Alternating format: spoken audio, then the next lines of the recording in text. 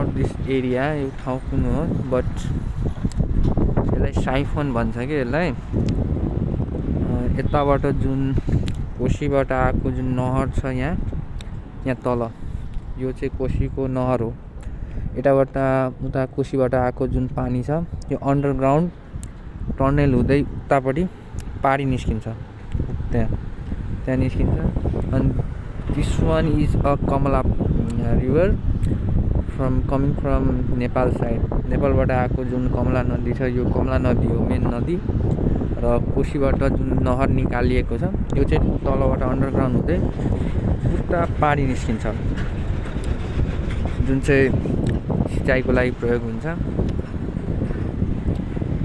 यो ब्युटिफुल र हाइटेक टेक्नोलोजीहरू हेर्न म इन्डिया आएको बेला चाहिँ यसो हेरेर जाऊँ कसरी भएको छ भनेर। रमाइलो छ तर।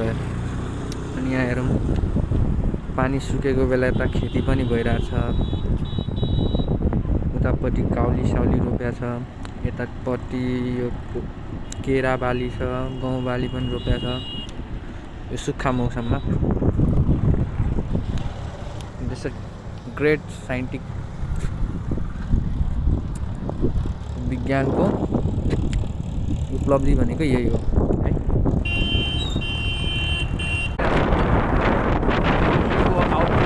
नहरको आउटपुट यतापट्टि गइरहेको छ।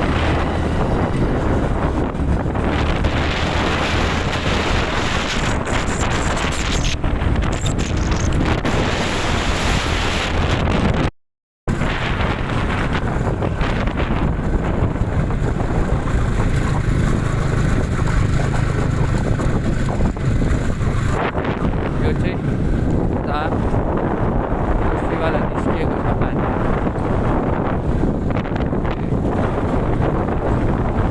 इरिगेसनको लागि